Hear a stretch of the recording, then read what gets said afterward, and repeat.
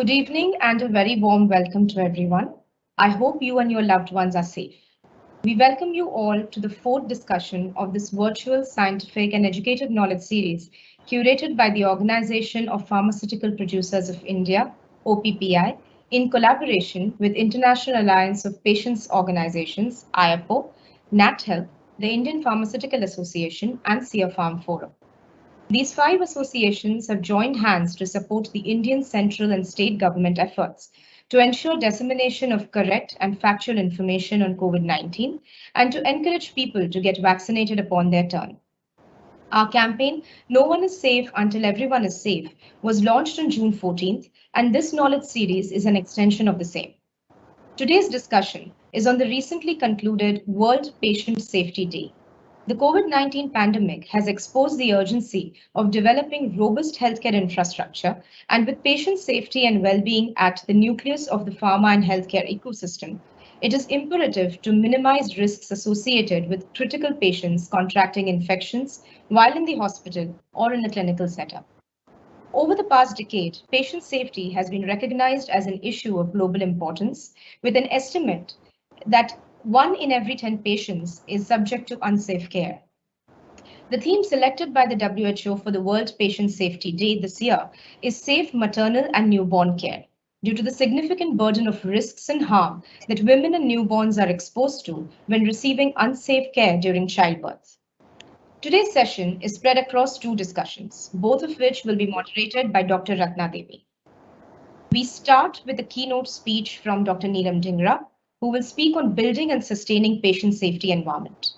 We then move to the panel discussion, wherein Dr. Ratna will engage on the growing importance of patient safety in India with our eminent panel, including Dr. Aparajita Gogoi, Dr. J.N. Srivastav, and Mr. Manoj Saxena. Without much ado then, let's begin our first session and let me introduce our keynote speaker, Dr. Neelam Dhingra. Dr. Neelam is the unit head at the Patient Safety Flagship at WHO. She leads WHO's efforts at providing strategic leadership on patient safety and risk management. Prior to joining WHO, she served as a medical faculty in a large tertiary care university teaching hospital in New Delhi for 14 years. Welcome, Dr. Neelam. The session is moderated by Dr. Ratna Devi, Chair of the Board of Trustees at IAPO, founding member IPAG, CEO Dakshyani and Amravati Health and Education. Dr. Ratna leads the Indian Alliance of Patient Groups and serves as a WHO expert for NCDs, rare diseases and patient safety, and heads the Patient Academy for Innovation and Research in India. A warm welcome to you both. I now hand it over to Dr. Ratna to set the context for today's discussion. Thank you, and over to you, Dr. Ratna. Thank you, Savri. Patient safety is a word that is not unknown to us. Most of us as medical faculty have heard about it, not only during our training days when we were doing our degrees and education, but also when we worked in hospitals. And then, there have been several thought processes on this, and there was a report to Err is Human, which actually threw the spotlight on avoidable harm and why patient safety is important. And with a few, measures within the healthcare system, by strengthening the systems, we can actually save a lot of mishappenings, and avoidable harm that is there done to patients can be made much better, and patients can receive good quality of care. In the year 2019 was a landmark when WHO declared the first World Patient Safety Day on September 17th. And there was a lot of enthusiasm. Many countries joined in, and that enthusiasm has grown year after year. Until this year, we have seen a plethora of events happening across the globe in every small country, every small hospital, every small advocacy organization, subscribing to the theme of patient safety. And that actually talks about how important this topic is and why it touches the heart of every person who has a healthcare need. Going back to the last 18 months to 2 years, we saw the pandemic, and that actually threw the whole patient safety aspect into sharp focus, where people, even in the most developed nations with the best healthcare systems, were subjected to a lot of experiments, if I can use that word, because there wasn't enough knowledge. everybody was learning on the job, and through the course of time, we learned that many therapies and many procedures that were used to manage patients were perhaps not needed. But then that knowledge and that experience came much later when the data became available. We can now, of course, use this data to prevent that harm for future pandemics. But that also helps us to understand that patient safety is not a one-time game. It is a continuous learning process. We had a landmark passing of the resolution in WHA 74 unanimously by all member states when the Patient Safety Decade of Action 2021-2030 was adopted. And that actually paved the way for all member countries to follow the guidelines that WHO has given to be able to implement the 7x5 metrics with the 35 strategies. Now, if you see the document, it is quite, descriptive in the process of how member states can actually adopt these 35 strategies. But then every member state has its own health system, and therefore adopting it to its own health systems could be quite a challenge. So, and we know Dr. Dhingra has been working relentlessly on making this challenge an opportunity. So we would like to hear from you, Dr. Dhingra. How do you foresee the next decade? Where do you see us going, maybe in the next 5 years or in the next 10 years? And can we actually achieve this 7x5 framework with all its 35 strategies? What is it that some of those member countries could do to make this a reality? Over to you. Thank you very much, Dr. Ratna, and the organizing committee for giving me this opportunity, particularly to the International Alliance of Patient Organizations, with whom WHO works very closely, and it's an honor for me to join all of you. Of course, patient safety is now has gained the importance, recognizing that harm in healthcare is unacceptable. Political leaders, experts, patients around the world have recognized that when we go to a healthcare system, we definitely would like to, get treatment and cured rather than being harmed. So nobody goes to a healthcare system with with even expecting that they're going to be harmed. But there is so much of harm happening in healthcare, which is unacceptable. And that has really driven the patient safety movement globally. And I would just like to share a couple of slides to share with you the strategic vision and how are we going to build and sustain a decade of patient safety. So if you just bear with me, I'll just share a few slides.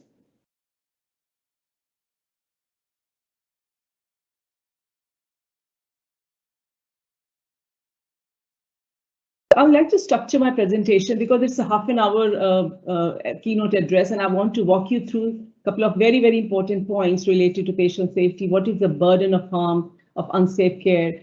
How patient safety is at the heart of universal health coverage, which is the global health initiative to which every country in the world has committed. What are the gaps in patient safety? So something about the gap analysis.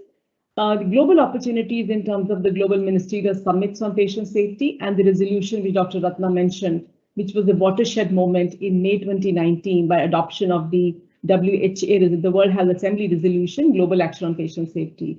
And then I will go through the process, how we developed the Global Patient Safety Action Plan, which lays the foundation for a roadmap for 10 years of work globally on patient safety, the adoption process, as well as the framework for action 7x5 metrics. And then a few words about WHO's contribution to the global patient safety movement as a decade of patient safety for aligning with the implementation of the action plan. And then just a snapshot, an overview of the global patient safety movement, the past, present, and the future. So we all recognize and the hope we go to a healthcare system that no one should be harmed in healthcare, not patients, not healthcare workers even. However, we know that adverse events are likely to be one of the 10 top leading causes of death and disability worldwide. And even in high-income countries, in hospitals, 1 in every 10 patients is harmed. If we look at the low and middle-income countries, there are estimates that 134 million adverse events occur each year in hospitals alone in low and middle-income countries, which contribute to around 2.6 million deaths annually. And this is absolutely unacceptable. There is a great level of harm also in primary care. 4 out of 10 patients are harmed in primary and ambulatory care settings, which has high cost of treating effects of patient harm, as well as if you look into the data from the OECD countries, 15% of the total hospital expenditure actually goes in managing safety failures. And what I think we have to really recognize is that most of this harm, 83% of this harm through these studies have shown, is actually preventable, is avoidable. So we have to focus on this in patient safety. And unsafe medication practices and errors lead to harm millions of patients and cost billions of dollars, and these are all preventable harm. So looking at how patient safety is at the heart of universal health coverage, and if you look at this cube, which matches the cube of the universal health coverage, which looks into who is served, the population, the services, and the cost. But if you look at into how it actually replicates on the patient safety cube, the financial cost of unsafe care, because the money is lost in treating safety failures, as I mentioned, readmissions in hospitals or extended stays and surgeries, litigation costs, legal fees and compensation all lead to huge amount of financial cost of unsafe care. There are, of course, health cost of unsafe care as well, with huge burden of harm with patients, death as well as disease. And this is not only the burden of harm in terms of morbidity and mortality, but also huge human suffering and the human cost of this harm. Then there's excess cost as well of unsafe care, because if people lose trust and faith in healthcare system, they will not come to the healthcare system, which is totally counterproductive to the objective of universal health coverage, where we want more and more people to access health services. So this loss in faith in health system leads to altered health-seeking behavior, which is actually counterproductive to universal health coverage. So we realize that patient safety actually is at the heart of UHC, and to achieve UHC, each and every country has to address the patient safety issues. Looking at what are the gaps in patient safety. So I think this graphic actually summarizes beautifully that there are firstly knowledge gaps, because we don't really understand the extent of problem and the causal and the contributory factors, particularly in low and middle income countries, what is leading to this harm. So the knowledge gap is there. Then we have a policy gap. There are policies available, but they are very fragmented. So there are inadequate policy environment and political will to address this issue.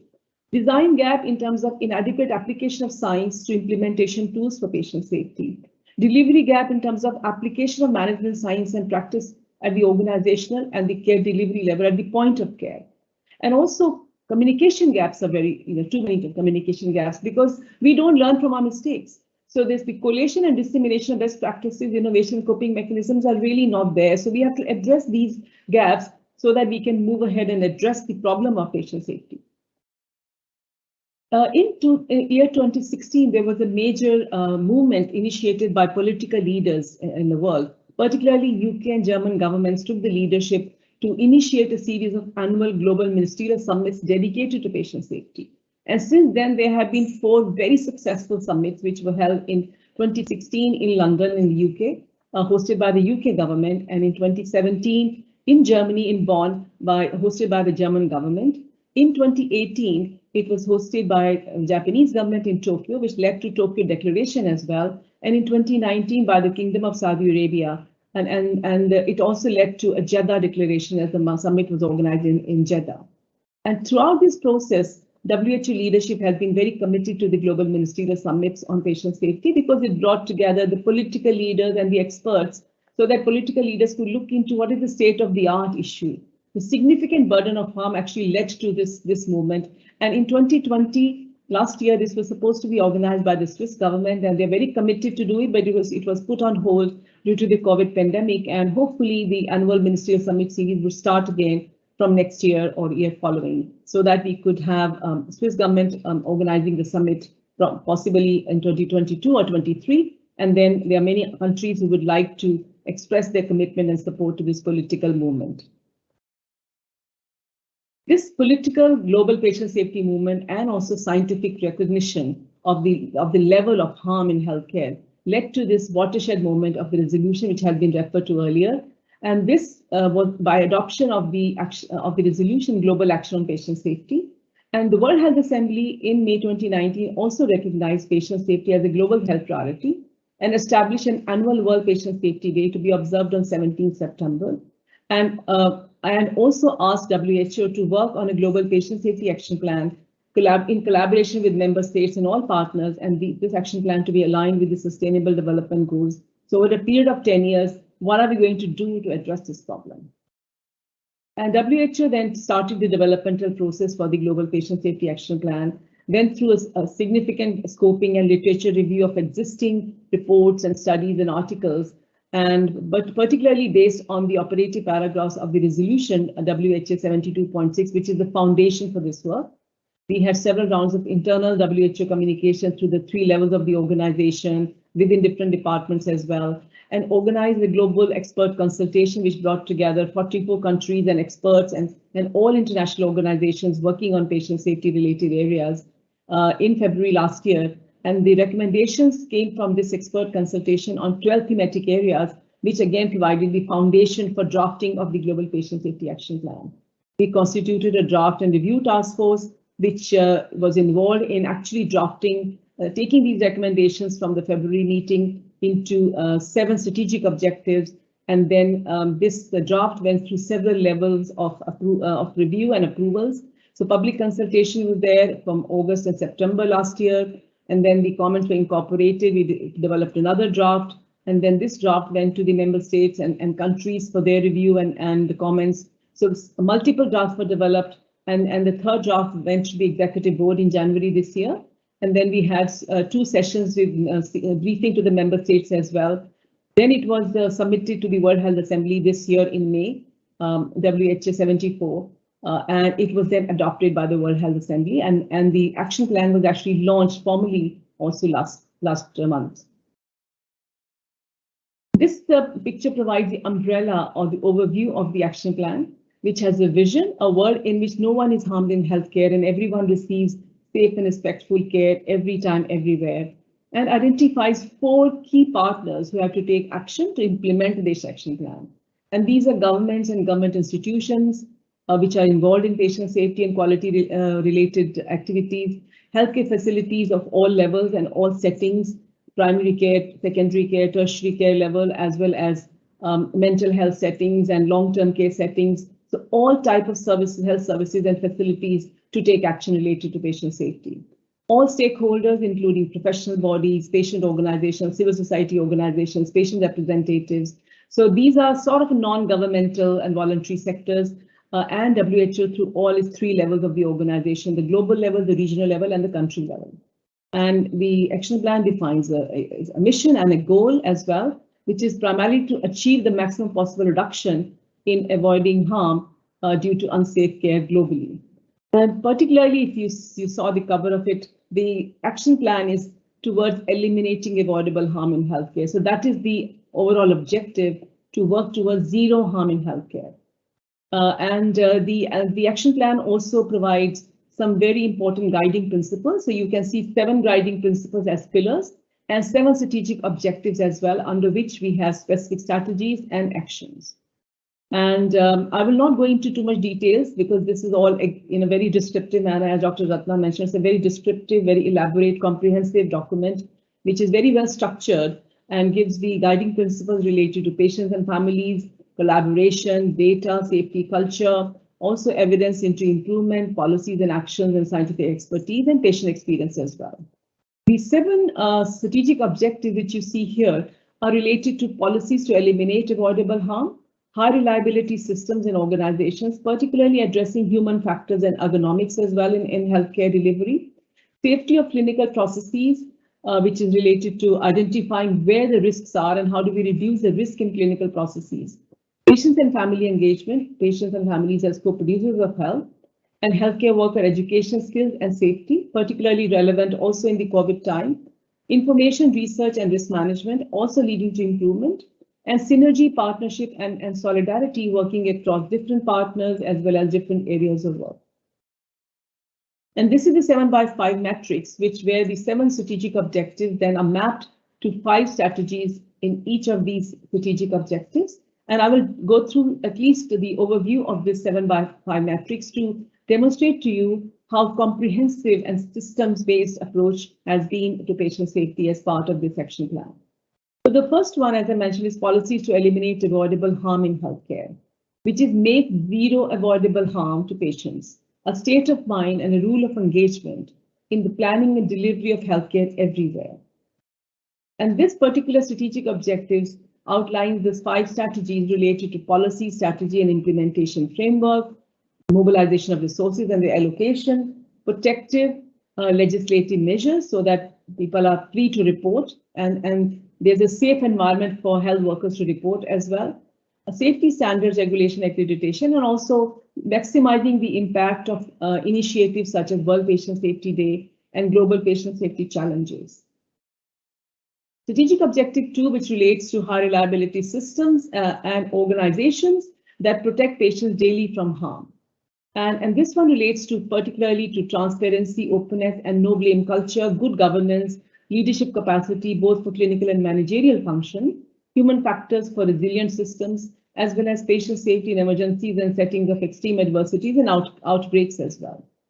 Clinical processes to ensure the safety of every clinical process by looking into the safety of risk-prone clinical procedures, implementing special initiatives such as medication without harm, which is the 3rd global patient safety challenge, infection prevention control and antimicrobial resistance, safety of the products such as medical products such as devices, medicines, blood, and vaccine, and safety in primary care and transitions of care in particular. Coming to patient engagement, to engage and empower patients and families to help and support the journey of safer healthcare in terms of co-development of policies and programs with patients, learning from patient experience, patient advocates and champions, incident disclosure to patients and those who have been harmed in healthcare, and also information education for patients and families to empower them. Health worker education skills and safety to inspire, educate, skill, and protect health workers so that they contribute to design and delivery of safe care systems. And this relates to education at the professional level in patient safety, education and training, centers of excellence to be identified, patient safety competencies and regulatory requirements, also appraisal systems and health workers to be linked to patient safety, and a safe working environment for health workers. Information research and risk management to ensure a constant flow of information and knowledge to derive the mitigation of risks and reduction in level of avoidable harm and improvements. And this relates to reporting and learning systems, learning from mistakes and errors and harm, patient safety information system to empower patients, as well as learning from whatever is coming out of the reporting and learning systems, the data and the information, surveillance systems into what has gone wrong, what is the burden of harm, and research programs and how to apply digital technologies for patient safety, and what the digital solutions and how they can improve patient safety, and what are the special features to be looked into when we apply digital solutions. Last but not the least is synergy, partnership, and solidarity to develop and sustain multi-sectoral and multinational synergy, partnership, and solidarity to improve patient safety and quality of care through engagement of stakeholders, common understanding and shared commitment, patient safety networks and collaboration, cross-geographic and multi-sectoral initiatives, and also aligning with different technical programs and initiatives. So with this, I would just like to say a few words about the Decade of Patient Safety, which is the WHO's contribution to the global patient safety movement, and also action which WHO is taking to take forward the action plan implementation and several other elements of the resolution of patient safety. So through the implementation of the World Patient Safety Day, which is observed annually, this is the 3rd one which we observed on Friday. And this has led to huge momentum and understanding and engagement of communities and patients and families on the need for patient safety and their role in patient safety, and also global solidarity for action to be taken by international stakeholders and partners. Global Patient Safety Action Plan is a very important component of our action, which is the implementation of the action plan and together with partners. The 3rd Global Patient Safety Challenge and Medication Without Harm, Global Patient Safety Network as the interactive network to engage stakeholders and communicate in real time, sharing experiences, learning, and also Global Patient Safety Collaborative as a mechanism to work with countries and develop patient safety systems. Development of patient safety standards, guidelines, and tools such as reporting and learning, safety checklists, as well as minimum information models. So there are several tools and guidelines and standards which we have developed and we are still working on. Safety culture is one of them, which we'll be working on in the coming years, and leadership competency development as well for patient safety. And last but not the least, very importantly, particularly in this forum, is engaging patients and families so that they're empowered and they have a full voice and role in taking forward the action on patient safety. I must say that as part of the action plan, we are going to report to the World Health Assembly every 2 years. And there are very specific indicators related to patient and family engagement, which is the portion of health facilities in a country where patient representatives are participating in the governing board or the council or the committees at the facility level. So how many hospitals and health facilities have patient representatives on the board so that patients' needs and patient expectations could be shared and patients have a voice on the table. Now, a few words about this particular World Patient Safety Day, which is we are continuing to observe and celebrate and commemorate, dedicated to safe maternal and newborn care this year. And as you know, the theme was chosen because of significant harm to mothers and newborns during the process of childbirth, and also particularly in COVID time when the access to essential health services were disrupted. With the slogan of Act Now for Safe and Respectful Childbirth, and this year we have launched a set of goals which are to bring about the change at the point of care level. And we have selected a set of 5 goals which were launched on Friday. And these goals are particularly related to safe maternal newborn care, aligned to the theme of this year, and the action to be taken at the facility level.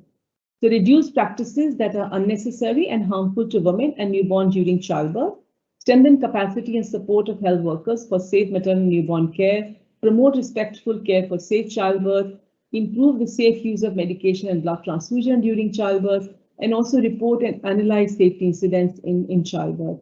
And we really hope that more and more health facilities, leaders, health workers, facility managers would sign up to these goals and commit to implementing them in health facilities they are managing and they are leading. So let's make this World Patient Safety Day a start of bringing about the change we want to see. And I really hope that this particular World Patient Safety Day can be really kickstart several new initiatives to address avoidable harm in maternal and newborn care in particular, because each World Patient Safety Day is committed to a theme, and we want to take forward this theme at least for a period of 1 year. And we hope by the end of 1 year, then this becomes a practice and a routine practice in day-to-day delivery. And the picture you are seeing here in the backdrop here is the orange color, which actually signifies patient safety.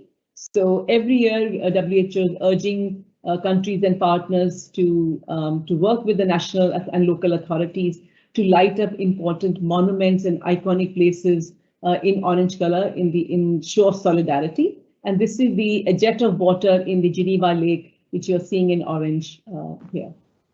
So just a snapshot on the past, present, and future of global patient safety movement. The foundation for patient safety was laid late 1990s and up to 2012, I would say. The first report to Err is Human, which actually started the whole discipline of patient safety, was launched by the National Institute of Medicine in the US in 1999, which led to a resolution, the first resolution on patient safety at the World Health Assembly in 2002. And then this was followed by several initiatives like the first Global Patient Safety Challenge on clean care is safe care, and the hand hygiene initiatives emerged from this challenge. And the second Global Patient Safety Challenge on safe surgery saves lives led to the development of a surgical safety checklist, which is now a common knowledge and utilized in operation theaters across the world. The rejuvenation of this movement actually was in 2015 to 2018, when, as I mentioned, that the Global Ministerial Summit series started, because these efforts in the foundation phase were not very well coordinated and not sustained. So it led to recognition that despite these several initiatives, there is still a very high and significant level of harm in healthcare which is taking place. And that led to political leaders and experts to come together once again to initiate a series of ministerial summits to galvanize the action at global level and national level on patient safety. So second summit was, the first one is in London, second in Germany, as I mentioned. And at this second ministerial summit in Bonn, WHO also launched the third Global Patient Safety Challenge, Medication Without Harm. And most of these summits actually were co-sponsored by WHO, so fully engaged with the country leadership, fully engaged with the countries to take forward the summit series. Third Minister Summit in Tokyo was also in this phase in 2018, which led to Tokyo Declaration, and the Global Patient Safety Network was launched by WHO.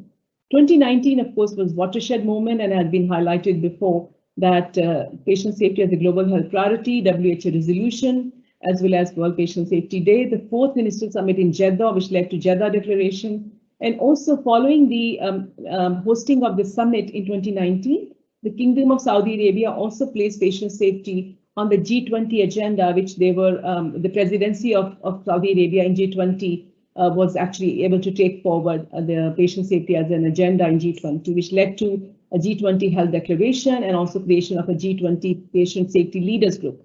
So huge amount of advocacy as well as visibility, need for action at the global level with global partners and countries leading the way in collaboration with WHO.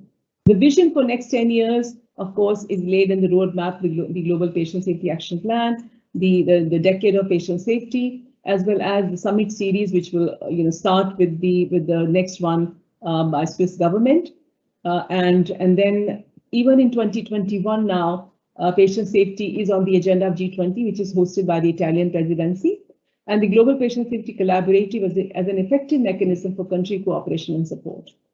So with this, I would like to thank you for your attention, and I just want to mention that it's really dependent on all stakeholders, governments, healthcare facilities and services, as well as the civil society organization, partners in private sector as well, industry as well. Everybody has a stake in patient safety, everybody's business. So the implementation of the action plan actually is very much incumbent on every stakeholder identifying the actions which they can take forward from the action plan, which beautifully lays out under each of these strategies, the 7x5 metrics, under each of these 35 strategies, there are actions for these 4 key stakeholders, what they need to do to take it forward. And particularly the government and government institutions have a major role to play in identifying patient safety as a strategic priority and developing mechanisms, policy plans, implementation framework to take it forward and create mechanisms at facility level to ensure that the implementation of patient safety goes ahead for the next 10 years to begin with. And WHO is accountable to the World Health Assembly. So in the next 5 World Health Assemblies, which is every 2 years, we would be reporting to the World Health Assembly on how the action plan is being implemented throughout the world with different partners and what is the impact of this implementation. So it's a long way to go, but I think it is the beginning and it's a real, very, very enabling environment for all of us to work together and take this forward. So with that, I would like to thank you again and back to the chair. Thank you, Dr. Dhingra. That was indeed a very, very good explanation of the entire plan and the process and the history of how patient safety has come to be what it is today, from where we started maybe 2 decades back. I know we are 2 minutes over the time, but I can't help asking you a couple of questions. So one of the challenges that cross-cutting topics like patient safety face is the investment into such a topic. And we've had this challenge with universal healthcare as well, because it doesn't sit as a vertical. Universal healthcare is about care at every level and for every patient and for every specialty. Similarly, patient safety is not a standalone vertical. It sits within every aspect of healthcare. And therefore, when it comes to implementation, sometimes it gets sort of lost because, blood safety is a different vertical, medication safety is a different vertical. How do you think, the various stakeholders can actually come together to make this vision a reality by keeping it focused as something that needs separate attention, not diluted into several aspects of healthcare? That's a very, very important question, Dr. Ratna, because when we are integrating, we still have to show the leadership that patient safety is central to the work we are doing. So what WHO has done while creating the flagship was given a transformative approach to it, which is bringing together the safety program and the clinical and health programs together with patient safety. So patient safety brings the health system components to it, and each specific programs bring the specificity of safety programs. And with my career in blood safety for more than 30 years, 15 years in WHO and even in India for 15 years, we have applied the principles of patient safety to blood safety, whether it is patient identification or patient engagement, or whether identifying what are the risk-prone procedures at the bedside, whether when the transfusion is being given, we want to make sure that the right blood goes to the right patient, right dose. So these principles then actually can be applied to different safety programs. And this particular World Patient Safety Day was a very good example how we bring patient safety principles and strategies into the clinical and health programs domain. So safe maternal and newborn care, at the point of care, how do we apply patient safety strategies and principles into day-to-day operation? So patient safety actually is very integral, as you said, to different clinical programs.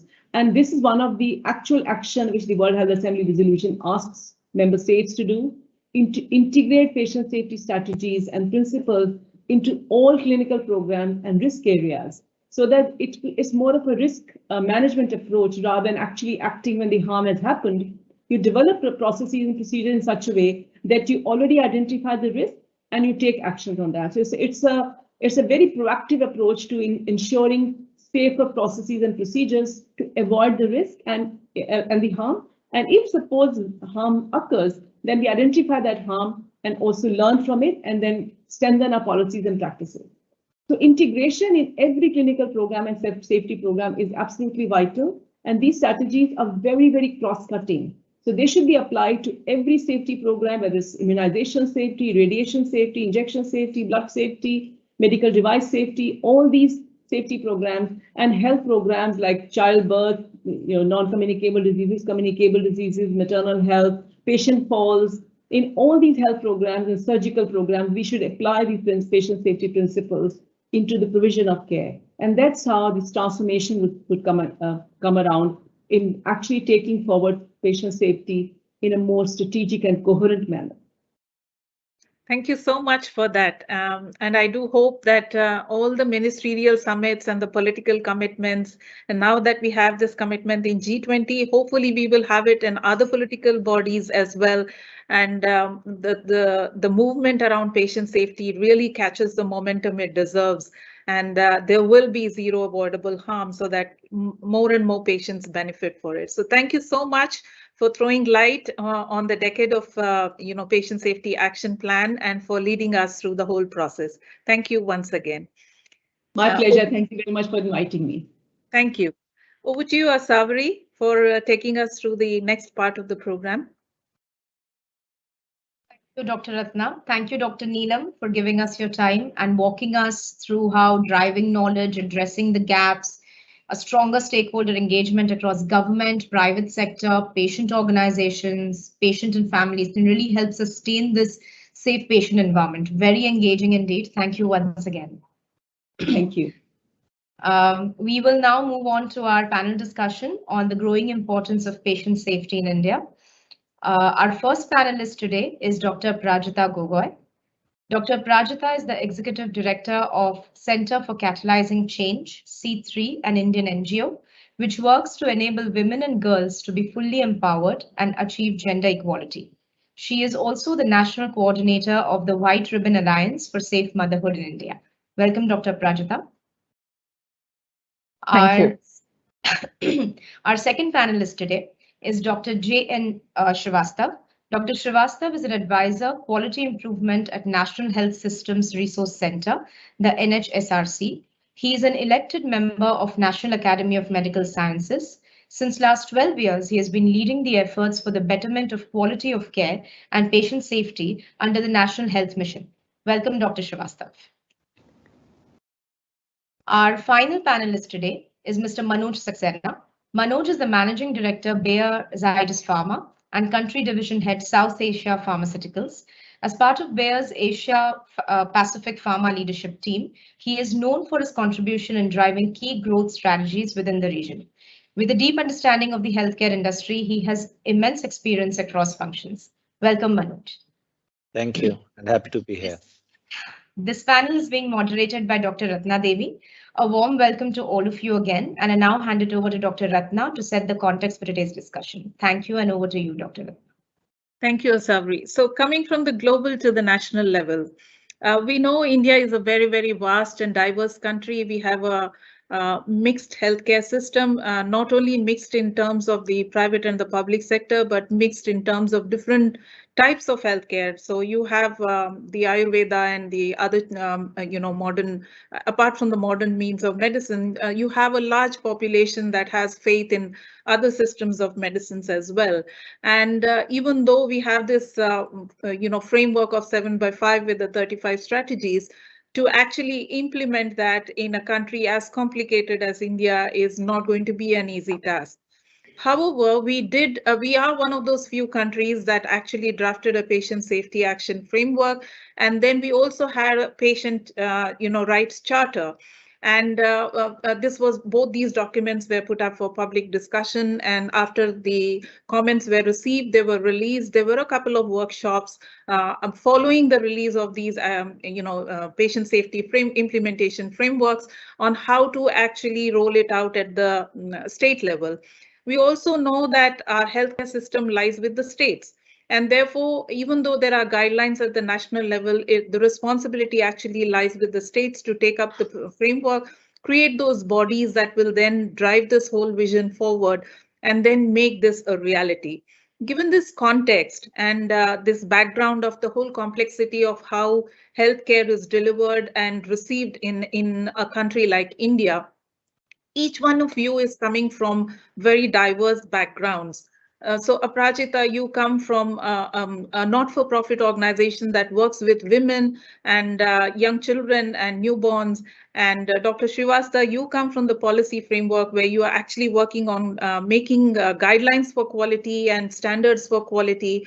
And Mr. Saxena, you come from an industry background where safety is your middle name. I mean, industry cannot survive without having safety as part of its vision and mission.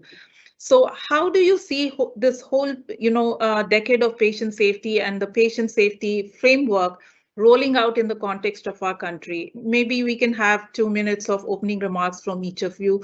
And I'll start with Dr. Aparajita. If you could share your thoughts with us.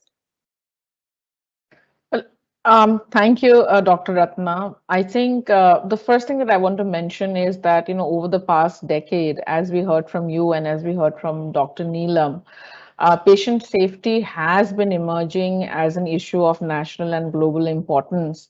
And I think we are actually getting to know about the extent of loss that we face if there is not enough patient safety. So I was reading somewhere that there's an estimation that 1 in 10 patient is being subjected to unsafe care, that globally out of the 421 million patients who are hospitalized annually, about 42.7 million patients suffer from adverse events. So I think the good news was that awareness was being built around patient safety, and that's how we have the WHO framework. We have the charter that you mentioned in India, about which maybe we can talk a little bit more later. But I want to kind of, as part of my opening remark, I want to also share that like nothing ever before, the COVID-19 pandemic, the first wave, the second wave in India, actually made us realize the importance of really looking at frameworks which will ensure patient safety, but also include patient safety in really developing an extremely robust healthcare infrastructure, have our human resources equipped, trained, available, and also the extremely important need to have a closer relationship with patients, communities, and systems. I think sometimes we see systems really being improved, but then we don't work on the demand side or we don't work on patients' rights. And if there is not enough kind of a relationship between the two, then we are not going to really, reach where we are, where we want to be. And I think COVID bringing patients right at the forefront has, unfortunately, it's been mostly, reports of hospitals violating patients' rights, healthcare not being accessible to people, especially vulnerable people. I think everything that we have seen has really brought to the forefront that we need to work collectively in order to minimize risks that are associated with patients, but also support the supply side in ensuring that we are taking care of patient safety. I'll stop there for now. Thank you. So bringing a balance between the demand and the supply and building the skills on both the sides would probably be a balanced way of moving forward and making patient safety a reality. Thank you for that. Dr. Srivastav, your opening remarks on how you perceive this whole journey forward. Thank you, Dr. Ratna. First thing, I'm extremely grateful for this invitation and giving me the opportunity to talk what we have done and what we intend doing. So in the country, in fact, the country has been aspiring to have the quality system and the safe system. After the launch of National Health Mission in 2005, initial focus had been in getting the numbers, so that at least whatever the place, whatever the space.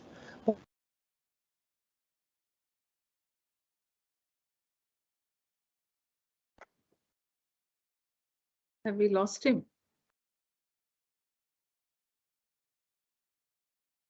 Yeah, seems like technical glitch. Dr. Srivastav, can you hear us?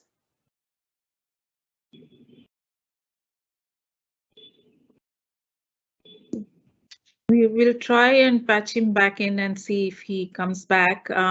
Meanwhile, maybe if I could move to you, Mr. Saxena, and you could throw a light on why patient safety is important, how patient safety is ingrained into the industry norms, how you make this your vision and mission and how you have it at the heart of everything you do. No, thank you, Dr. Ratna, and thank you for having me. As you said, right, patient safety is a middle name for most of the pharma company, including ours. We actually embrace patient safety, putting patients at the front of whatever we do, and we live this value each and every day for all our stakeholders as a trusted partner, be it a healthcare provider, regulatory authorities, as well as, of course, our patients and the users for our drugs. Yeah. From a pharmaceutical industry perspective, we see our role significantly as one of the important stakeholders in the patient safety, particularly looking at from how do we look at risk management, how do we minimize the risk on a continuous basis, and also looking at this constant journey around looking at benefit and risk profile for each and every drug. And in that context, I'm actually very, very happy and proud of what we do.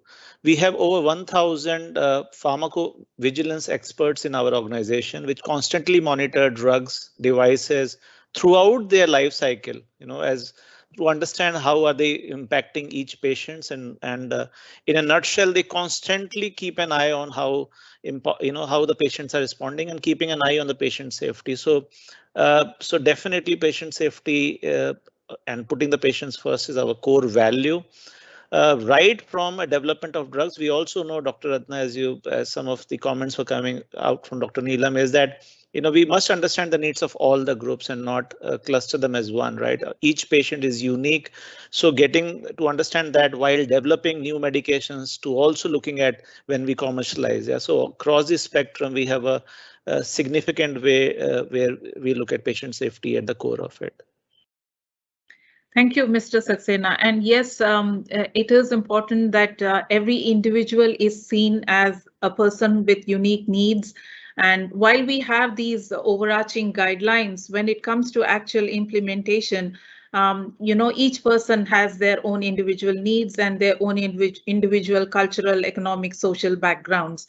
So bringing that topic into what you just mentioned, Dr. Aparajita, you said that the pandemic changed the perspective of how patient care is delivered. And considering that this year's theme is safe maternal and newborn care, and we know what the pandemic did to essential services, including antenatal services and critical newborn care.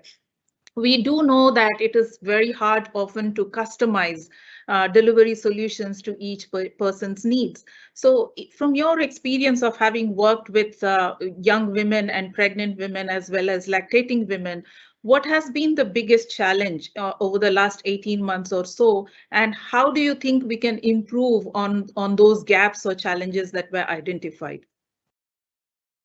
Thank you, Dr. Ratna, for specifically, sending a question my way, which is around maternal, newborn, and child health. That's the area around which our organization primarily works on. And I want to kind of, really, you asked about the main challenge. And I think when all our research and advocacy that we have done over the last 2 decades, and when you talk of provision of maternity care and look at patient safety, the one thing that has really come to the fore is the aspect that when it comes to childbirth services, we see that disrespect and abuse of women is highly, highly prevalent. So in the respectful maternity care or respectful care when women turn up for not just for childbirth, but for ANC, PNC and family planning is extremely evident. So we did, kind of research in multiple states to look at is disrespect and abuse really, really prevalent? And if it is prevalent, what are the challenges in kind of doing away with that? So the first thing, I think all of you know that disrespect and abuse is kind of pervasive and across the globe in some form or the other. The manifestation may differ. Women in the US, you will see that if you just look at the maternal mortality ratio between teenage Black moms and white moms, you will see the disparity there, right? So it is prevalent in some form or the other across the globe. But what we also found in India was that there is a normalization of disrespect and abuse in work culture, in service settings. And you can't really blame the health providers because this normalization has been there for decades.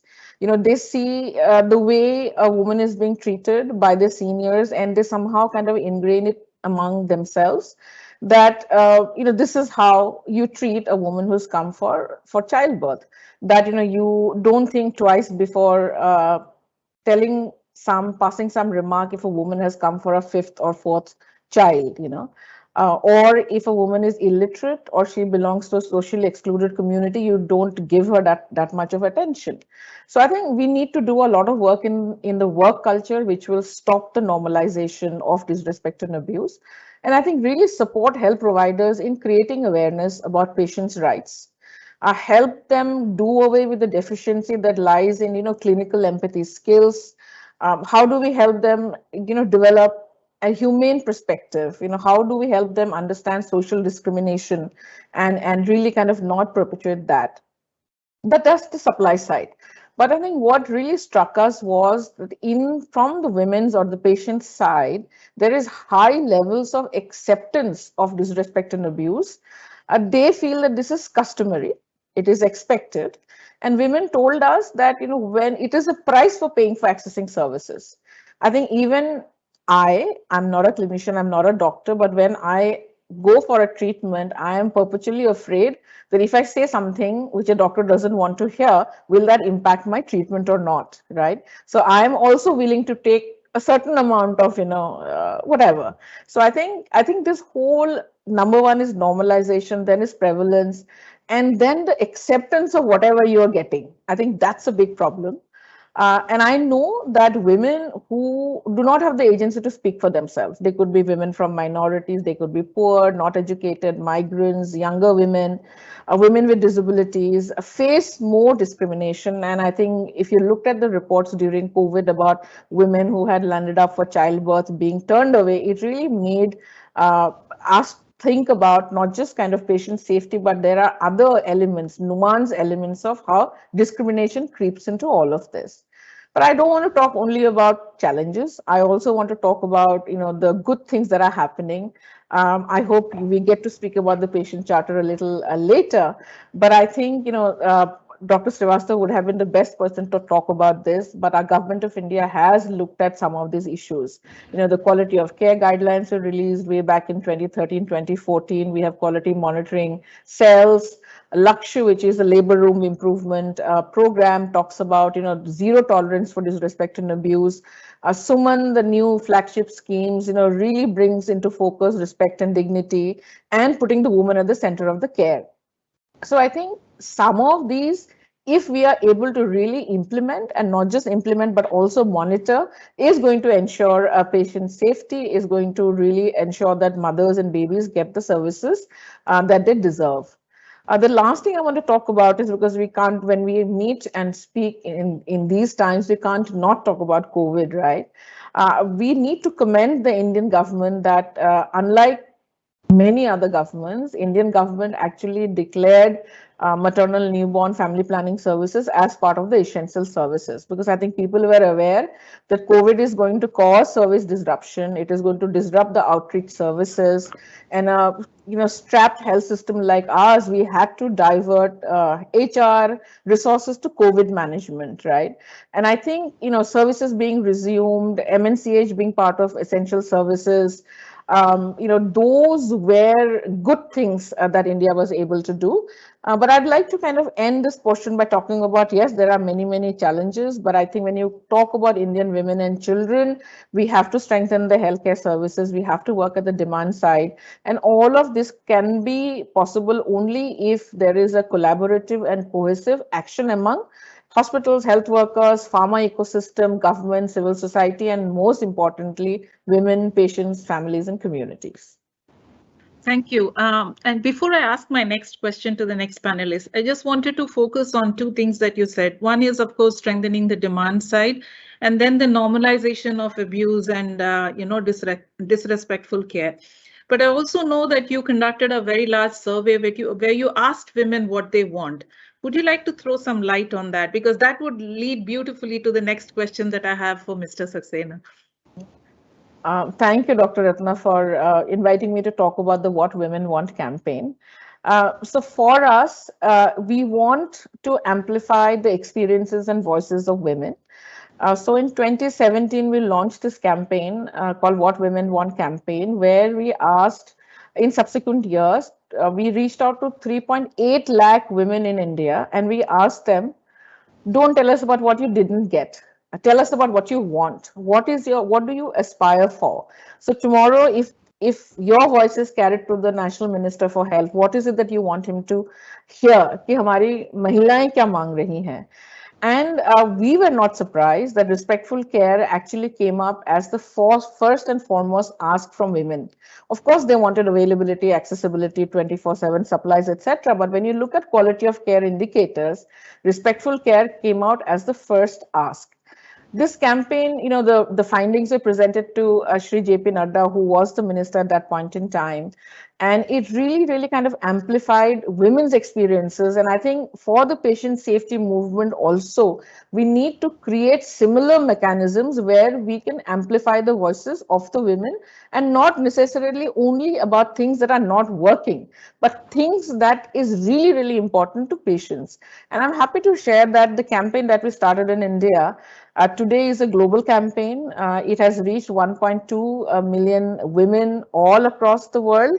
And again, no surprises, even globally, respectful care has come up as the primary kind of ask.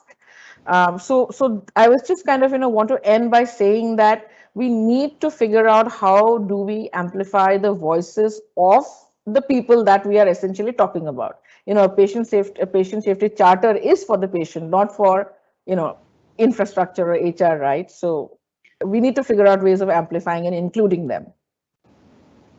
Thank you, Dr. Aparajita. So what women want, that is a quintessential question, but today we will just talk about the healthcare aspect of it. And as you rightly pointed out, it's not just the maternal child birth aspect of the women's care that actually looks for respectful care, but across the life spectrum of a woman, right from the day she is born to the day she dies, she looks for and aspires for respectful care. And that brings me to the question with Mr. Saxena. You have a large portfolio that works on women's healthcare issues. And how do you think this aspect of respectful care can be actually achieved?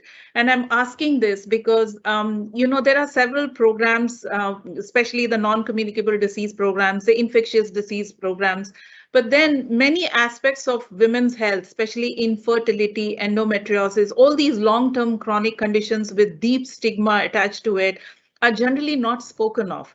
How do we then actually address this? Because this is what leads to, a lot of depression, mental health issues, and other aspects.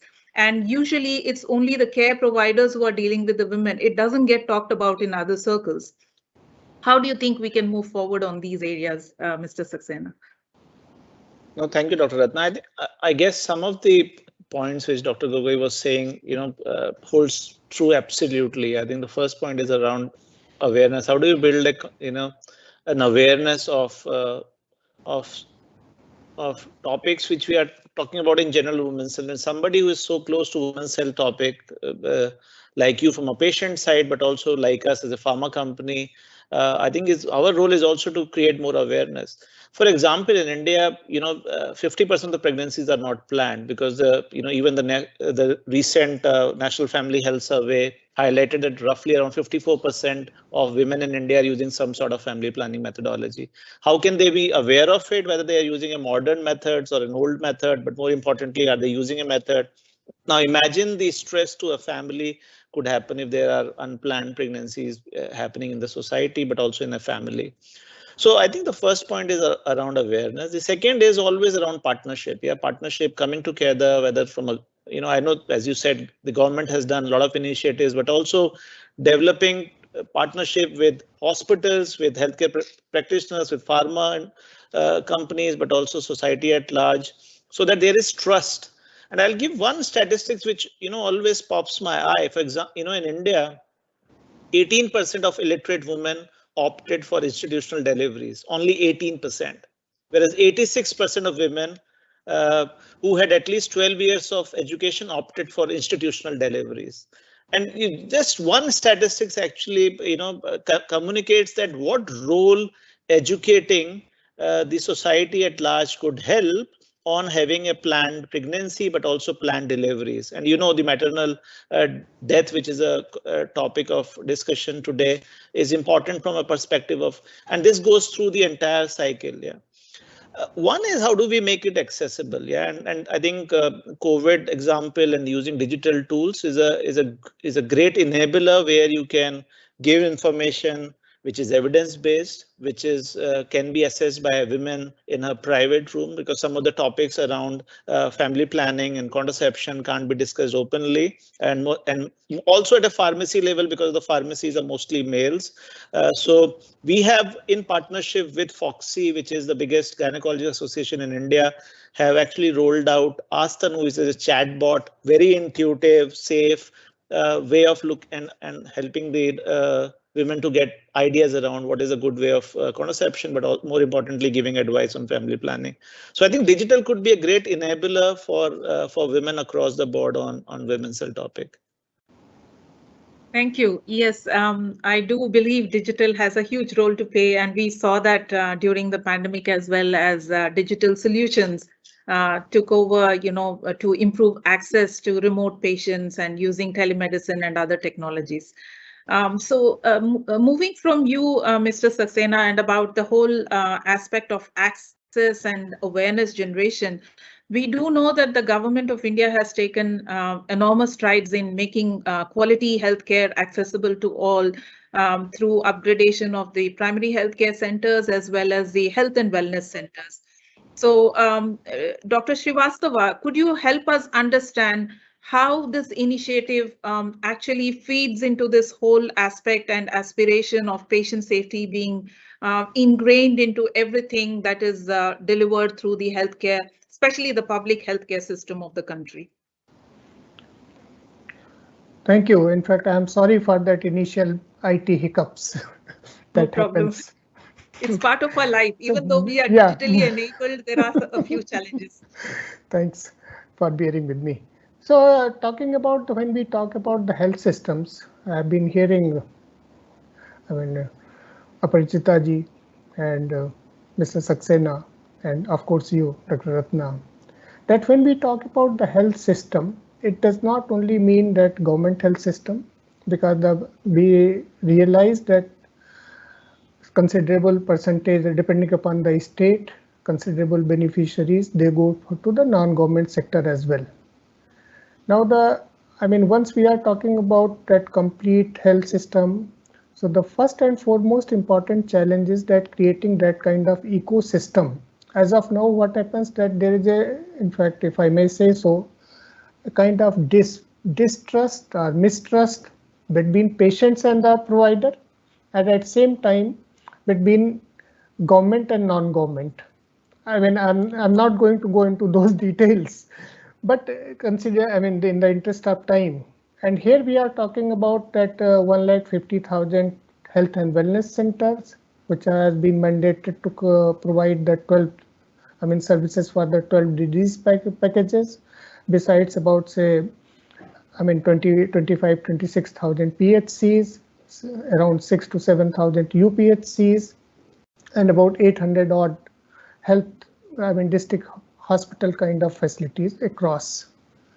So and particularly on, I mean, coming to the specific point which you flagged, under this health and wellness center, under this Ayushman Bharat, when we are talking about the comprehensive primary health care, if all of us may recall that Dr. Neelam Dhingra mentioned during the course of her presentation, that in primary health care, about, say, 4 in 10 patients receive some kind of harm. And with the, I mean, our challenge is that with the increasing longevity of life and with the focus being on the palliative care, because that is something which government envisages, and all over the world it is being delivered at the home setting. So unless we ensure that the drugs which are being used, Mr. Saxena would agree with me, I mean, there is a kind of awareness at the peripheral level. Secondly, and another challenge is that with the increasing longevity of the life, the average number of the drugs per prescription has increased tremendously. And with the, I mean, that is one of the bigger fallout of the specialization, that I'm also a practice, I mean, I was practicing doctor, no longer, but there is a kind of tubular vision. A particular specialist will look at his or her drugs without bothering that what are the other drugs person has been taking. So somewhere the reconciliation, I'm just touching upon the few salient things. I mean, reconciliation of the drugs. So these are the huge challenges which in fact on day to day we are struggling, and what we have done under the quality assurance framework, because for us the quality and safety are the integral part, and the base of the quality care gets formed by the safe care. So creating an institutional framework at every level, at the center level, at the, I mean, state level, at the district, at most peripheral level, and creating a kind of awareness. But we do realize that I mean, there is no end point. We have to phase out our efforts, our journey, and those are the efforts which in fact ongoing. And the last point I want to flag, since I mean, we have such a august forum, and where the pharma is one of the things, that when we talk about the telemedicine, I mean, I fully agree with every speaker, or I mean, whether today or otherwise, but telemedicine also puts a lot of challenges. That, okay, I mean, it is being looked at. So other than creating a regulatory framework, regulatory ecosystem, somewhere it will be important that the person lower, I mean, in the periphery, whether it is CHO, the community health officer, or whoever has been tasked with, that he acts as a mentor and a bridge between, say, end user and the super specialist or the specialist who are available in the medical colleges or in the tertiary care hospital. So, I mean, these things are still, I mean, they are posing a huge challenge in terms of the patient safety. And with due apologies to everybody, maternal health is important. But in our country, about 42,000 patients, they lose their life annually because of a snake bite also, which we seldom debate, we seldom discuss, where the breadwinners who has gone to the farms or to the field, and he's no longer there. So every life is important, and that's where perhaps we should endeavor to build a complete health system or the ecosystem to sustain it. Thank you. I will stop over here at this point of time. Thank you, Dr. Srivastav. You raised a very important point about asynchrony or tubular vision and people not talking to each other about prescription practices. But also that also brings into, say, a focus or throws the spotlight on our prescription and dispensing systems in the country. Almost everything can be bought over the counter, including Schedule H drugs. And therefore, I have a question to Dr. Aparajita. I mean, with the advent of eye pills or morning after pills and all those kind of things, Do you think maternal health has in some way been harmed, because a lot of people actually talk about this through informal networks and do not realize the harm that these medicines can cause if not taken under medical supervision? And following that, I have a question for Mr. Saxena, that how do you think this whole OTC space can be more regulated? Because if you're talking of medication safety, unless you have good prescription and dispensing practices, it is almost impossible. And AMR is one such example where we can buy almost every antibiotic over the counter, and that is leading to the fueling of this whole AMR pandemic. So over to you, Dr. Aparajita, and then maybe Mr. Saxena can answer. Thank you for that difficult question. I think, in India, when you say health system, it's not homogeneous. Yes. In India, why is it so challenging for us to, work in the health system to make progress? Because health system can be defined in different ways in India. For the rich, it's really 5-star quality, but even there you can find some issues, right? For the middle class, if you have 10 rupees more, you want to go for private care and not go to even, a decently functioning good government facility, right?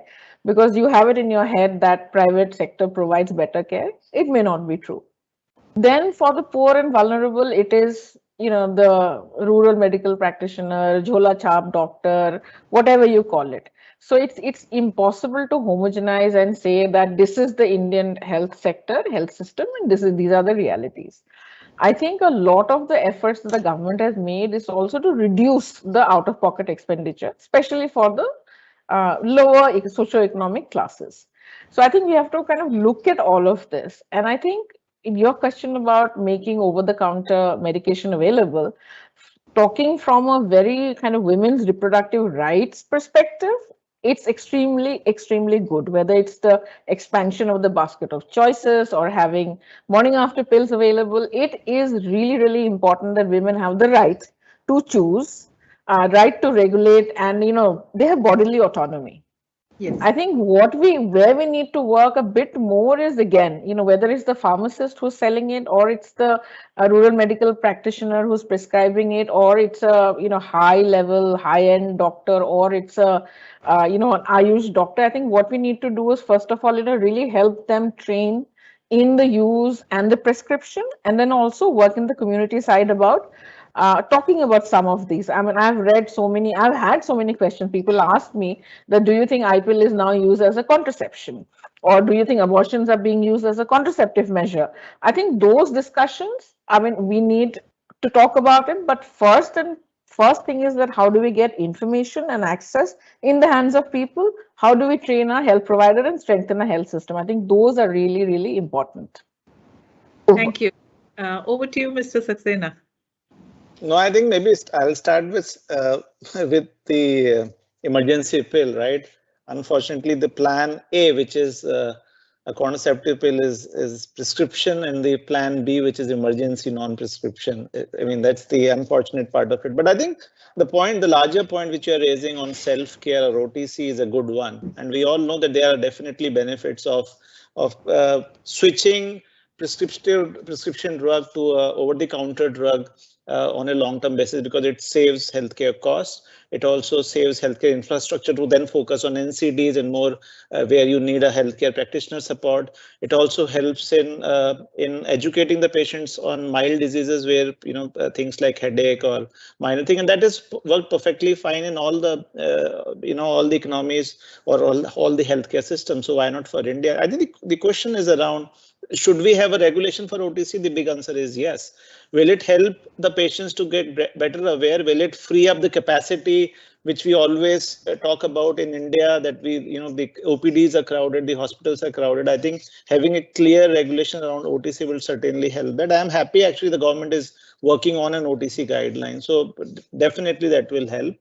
From a real practice perspective, I think Dr. Srivastava talked about the trust, right? I think the trust among various stakeholders, and partly about society to whether institutions, be it government institutions or private institutions, is important, where they trust that when I take a prescription, is that what is being followed in toto. And similarly, I think the play for for healthcare ecosystem, whether pharmacist who is sitting behind and dispensing the drug also plays an important role of not dispensing when there is no absolute prescriptions. Yeah, so regulations, awareness, and of course the society adhering to those regulations is important.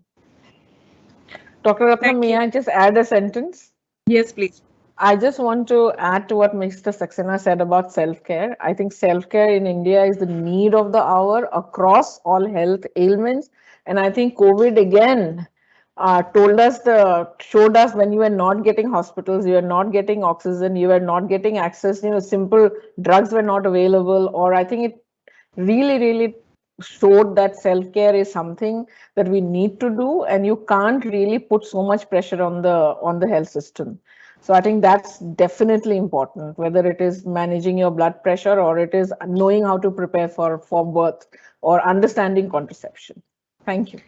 I completely agree. And that brings me to some of the programs that the Indian government took to include patients in some of the programs to ensure that quality of care is taken up at both the hospitals and other institutional levels.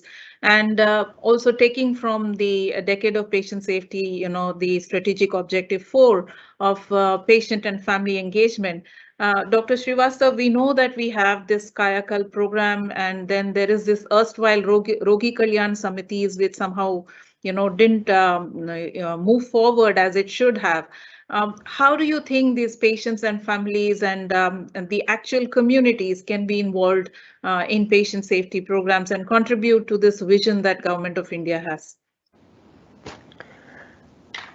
Thanks, Dr. Ratna, for the, see, ultimately what has happened, I will just give you a bit of historical perspective, that in 2014-15, when these national quality assurance standards, which are repeated internationally, were launched, the health facilities, they were finding it difficult to implement across because of varying level of preparedness. Similarly, without talking about the political affiliation, during that time, the Swachh Bharat Abhiyan was launched. So we decided that let's try to do something for our hospital and create a competition. So in that perspective, in fact, we leveraged that opportunity for the Kayakalp. And in the Kayakalp, the whole focus, other than the normal cleanness, as far as the patient safety is concerned, it basically focuses on the infection control practices, other than the biomedical waste management. And second being that now under the quality, one of the distinct element, in fact, the ISQA has also added last year about the facilities being eco-friendly. And the last being safety of the workers at the different levels. So these are the key elements which have been built into. And in fact, recently on recommendation of the ISQA, that is International Society for Quality in Healthcare global body, which accreditates all the standards, we have also, in fact, that is the work in progress, distinct quality standards in engaging the patients, because this cannot be one-way traffic. Patients are the important stakeholder, whatever gets planned. As of now, the ground reality, whether it is in the, whether it is in the corporate side or in the public side, it's one-way traffic. That a decision gets taken and gets transmitted. And Dr. Ratna, you will bear me out because that is your field. You have been working for so many years. That hardly any engagement in treatment planning in terms of the sustenance, looking at the need of the family, affordability, sustainability. There are many challenges. So that is a work in progress. And for integrating the patient safety, other than strengthening the national quality assurance standard, especially for this. Now we have that approval in place to work out with the self-assessment tool for the Indian context. So that, and perhaps by say within 2 months' time, already the expert groups, they have had the consultation. So to start with, we will come out with the self-assessment tool for every level of the facility to create, to know that where do they stand. And just one point from the previous conversation, I would like to add that we did a small work just trying to find out what do the patients want. And in the primary healthcare setting, in fact, depending upon the state, the first thing was availability of the drug. मुझे दवाई मिल जाती है, then the person is happy in the primary health center. But Right. when I come to the tertiary level, still I'm speaking from a place like Delhi, and I believe Parajat is also here in Delhi. The first choice for any problem if it is there, AIMS, but there are certain barriers, accessibility issues. Then the person prefers to go at somewhere else, because the clinical excellence, there is still a trust that AIMS has the best. So in the, and somewhere, if we talk about the clinical excellence, it is still in the public health system, but we have not been able to nurture or to tap it to its fullest potential. So I will stop over here. Thank you. Thanks so much. Thank you, Dr. Srivastav. And that brings me back to Aprajita, because we talked about patients' rights. I mean, we talked about the demand side of it, and people knowing, what they should ask for and get the right answers. But we have a patient rights charter, but in terms of people knowing what their rights are when they access healthcare or go to their healthcare provider, how far do you think we have reached, and what is the journey ahead? Thank you for that question, Dr. Ratna. I think, we referred to the patient charter a little time ago during the webinar today.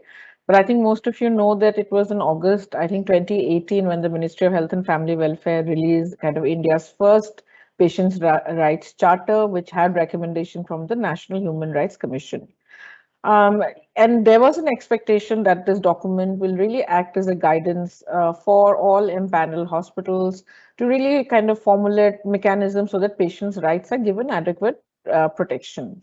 And like Dr. Srivastav had mentioned, and you had mentioned, that health in India is a state subject. And subsequently, I think in June 2019, the Ministry of Health and Family Welfare sent letters to the state governments to adopt the Patients' Rights Charter. It's been about 2 years, and I don't have the data with me, but I'm not really very sure how many states have adopted and implemented the Patients' Rights Charter. We will get there, but I also want to talk about, what was the reason behind creating this Patients' Rights Charter. I mean, of course, one was to assure that healthcare system is fair and it is meeting patients' needs. Then it was also to create a relationship between patients and the healthcare providers. And then most importantly, to give patients a way to address any grievances that they may have, or that they are completely informed about the disease, possible outcomes, and are involved in the decision making. And that's why if you look at the charter today, it has right to the access of medical care, right to information, right to records, reports, confidentiality, human dignity and privacy, right to second opinion, all of that. I think it was a good beginning, but today, since you asked me what is one of the challenges, I think one is implementation of this by private public sector, by the adoption of this by the states, and most importantly, then one will also have to let patients know that there is a charter which the government of India has provided, right? Only when I know that there is a charter which talks about my entitlements or my rights, only then I am able to access it. And moving beyond maternal newborn child care, I think another objective of the charter was really to kind of generate awareness and educate patients about, the Ayushman Bharat, the insurance, the PMJ scheme under Ayushman Bharat, so that the beneficiaries could really understand what they expect from healthcare providers and what kind of treatments they deserve. But I think we still have a long way to go to ensure that these charters are available, implemented, and monitored, and that people know about this. And I think, like I said before, what we need is combined action to make sure that we reach those kind of zero avoidable harm, and patients understand this, and the system is able to provide it. So I think challenges, like many other even non-health related, I think policies, we have good policies more often than not. We have good budgets backing it up. But I think implementation with support of all concerned is what we need. Thank you. And that actually leads me to the next question. We talked about the pandemic teaching us why self-care is important. We've also seen how the population dynamics have changed over the last decade with an aging population, more and more people suffering from non-communicable diseases. And when this whole concept of patient safety started, it was medication safety, injection safety, blood safety, everything around a hospital and a healthcare institution. But more and more healthcare is now happening out of the hospital. So, Mr. Saxena, how do you think digital can play a role in managing patient safety out of hospital and healthcare systems, in not only ensuring that there are safe practices that are, say in home healthcare or home ICUs or daycare centers, but also for patients to understand what they should be careful about and what to keep in mind when they are accessing these services in their homes? No, I'm audible. Yeah. So I guess digital innovations have got several benefits. Yeah. I mean, digitalization of health records for SCP, but also for patients can ensure that in addition to once in a while monitoring by doctor, but they themselves can do day-to-day monitoring. Patient records are captured in an easy manner where the patients or the healthcare provider, whether it's a family member or the caregiver, can look at the vital health information and keep the doctors, fully informed. So digital is playing absolutely a significant role for NCDs. Last year, one of the themes of the patient safety day was also an adherence of medication, right? And I guess digital is playing an important role in giving pill reminders there. Some of the initiatives which we have put in place to look at that is in endometriosis, the pain which a woman goes through is huge, and we have a Bear My Pain application which helps the women to track and have a better control. So the women feels empowered of suffering through endometriosis. Similarly, other initiatives are there on digital side which are quite easy, but also at the same time topics where the women is not keen to talk about it. So in a private life, she can sit around, open the digital app or an application which gives credible evidence-based information and helps the patient to understand the disease better so that she can manage it. And I think that this is true for women, but this is also true for a lot of other diseases. And I guess as people are getting older, and Dr. Srivastava was talking about, number of drugs which are there on the patient's prescription, this is going to be more important. And I opened my opening remarks with talking about the role pharmacovigilance plays and the importance we give at Bayer in pharmacovigilance here. And it's been third year, and actually the first year of Patient Safety Day, we launched a web tool for pharmacovigilance so that people can report their adverse events. We call it a safe track. It is publicly, you can Google and check it out.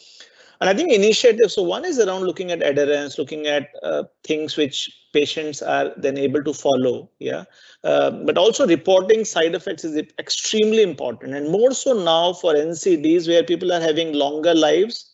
The lifespan for which they are taking a drug is important. And as pharma company, we are obligated to get more data to understand how these drugs in real life are being used, what are the side effects being reported, so that we can continue to update the label, and more importantly, continue to evaluate the benefit and risk profile for any drug. So a digital tool is much simpler. People can do it anywhere, anytime, without really depending on anyone. And also the information which is collected is minimalistic. So digital can actually be a great enabler for patient safety, apart from general awareness here. So I mean, just for one example there on the pharmacovigilance part. Fantastic. Thank you so much. So my next question is to Dr. Srivastava, and we know that the Global Patient Safety Network has garnered a lot of traffic with a lot of countries and institutions and so many people reporting on it. We don't have a similar kind of a framework in India. So do you think it is time for India to create a similar network and for all stakeholders to come together? And if that is so, how can we help the government to build this kind of a network? Thank you. Thanks so much. In fact, first I will just take a liberty of adding something what Mr. Saxena said, that as of now, what happens that when the patient goes, the prescription, doctor issues the prescription, and he just goes and collects the medicine from the dispensary counter. So somewhere the efforts are needed in, empowering our pharmacists in terms of increasing the number and awareness that they are able to explain. In fact, a lot of minor side effects are just not getting reported, and the person accepts that, okay, one has to live with that. So somewhere, in fact, as a part of the pharmacovigilance, that could be thought of. Now coming to the specific questions in terms of what are the possible rollout plans and how the network could be developed in the country. Though, as it happens that in India, we were the first one, in fact, for the first few countries who came out with the National Patient Safety Implementation Framework, and having that we have been also the part of that discourse and having those 6 clear defined objectives. But at higher level, in fact, a lot of advocacy efforts are required to be taken undertaken, whether it is at the policymaker level or at the implementer level, at every level. And it should not be only the government PBs. The government should limit its role in creating that ecosystem. And in the ecosystem, what is happening at this point of time, I will take half a minute to give an example. When something goes wrong with our immunization program, I'm not talking about the COVID program, who is the first one who gets punished? It is the ANM or the health worker female who is there in the field, while the problem may be somewhere else. So, there is a absolute need. Many developed nations, they have already done creating, through the regulatory provision and otherwise also, so that at least the health worker and the patients, both of them equally feel empowered to report whenever something goes wrong.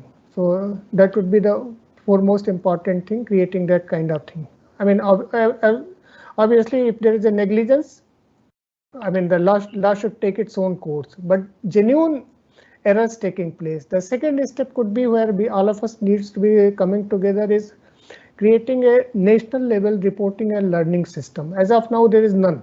If something goes wrong, it is up to the hospital to conduct the medical audit, death audit, or it reports in the pharmacovigilance program or the hemovigilance program, feeds in who are there, and nothing happens. That could be the next action. Then for the Indian context, the third important thing is to come out with certain baseline data, because we don't have as of now. Today before coming here, I was trying to figure out that what is the extent of harm. Only I could get hold of one Dr. Ashish Jha, who happens to known to us from Harvard. Now he has moved on. Some studies, some finding over there, and creating something which are our genetic constitution is different, and other things, that what are the problems peculiar to India. And in fact, I can just only empathize with Mr. Saxena that in the pharma, in fact, whatever the base data is, whatever comes from, it is from that thing. So these are the 3-4 things. And in fact, we are at our level, we have started some work. Like on 17th, we made sure that at Honorable Health Minister, he attends this Patient Safety Day discourse. And only we could get about 50 minutes or so, but he was there. So these actions are in progress, but we know it is just a beginning. A lot of ground needs to be covered. Thank you. Thank you, Dr. Srivastava. And the very fact that the minister was present shows his commitment. So, it is just a question of building on that commitment and working our way forward. Great comments from all the panelists, especially you, Aparajita, about the patient's rights and what women want. I wish more people asked that question so that all of us could vocalize what we really need in terms of healthcare. Maybe that should be a slogan somewhere in some campaign. And great comments from you, Mr. Saxena, about how digital can help, the importance of pharmacovigilance, and the kind of strength that a company like yours can actually bring to a patient safety program, because we don't really have to reinvent the wheel. There's a lot of work that's already happening. We can just pick up those best practices and build, new initiatives. And of course, from Dr. Srivastava, who is like the guru of quality. He has worked for so many years in this area, so that he knows the Indian program and the quality assurance program through and through. Some of the initiatives that have already been taken, as well as some of the thoughts on what could be done to further strengthen it. So thank you all. It was a great discussion, and I hand over back to Asavri and Amir to close the session. Thank you, Dr. Ratna. Thank you very much to our panel also for such an insightful and engaging discussion. I hope we've been able to answer most of the questions from our audience tonight. And I now hand it over to Mr. Amir Shahul, Deputy Director General OPPI, for a vote of thanks. Over to you, Amir. Thanks, Asavri. Thanks, Dr. Ratna Devi. Thanks for all the panelists. What a fantastic session it has been. I think who said that patient safety is a very dry subject, Dr. Ratna Devi? I think it's a most interesting, illuminating discussion I've seen in the recent past. Thanks to all of you. In fact, some of the topics which got discussed, evokes interest from everyone. I'm sure who were on the audience. Dr. Srivastava talked about the most important thing, the patients. What is that a patient wants. Availability of the drug. Making it available to the patients is the most important thing. And he also talked about the need for empowering healthcare workers and patients together in identifying the issues which is to be addressed, working on national level programs and so on and so forth. Manoj, thanks for emphasizing over and over again on the digital role, the role which digital is playing in enabling patient safety, apart from creating awareness. I think that certainly needs to be followed up, and we are all spending a lot of time on how digital can be brought into the fore for creating the bridges. And also it's the illuminating points which actually came out from Dr. Aparajita is really standing out in terms of what a respectful care women patients are looking for, and it certainly has been, and I'm sure we all certainly need to look at and address this. What a respectable care the women patients are looking for and they deserve, and that's certainly the core of the discussion today. And I would be failing in my responsibility if I don't mention that all of you agreed that self-care is an important aspect of it, and how we all need to nurture self-care and set and bring in some regulations, help the government to bring in certain regulations to ensure that the self-care takes off in our country with a lot of need that needs to be attached to. Thanks everyone for sharing your thoughts, and we will take this forward in the most possible manner we can. Thanks, Dr. Ratna Devi, finally. Thank you to all my panelists. Thank you. I really enjoyed the session. Thank you. Thank you. Thanks a lot. Thank you, everyone. Thank you. Thank Bye-bye. you. Have a great evening, all of you.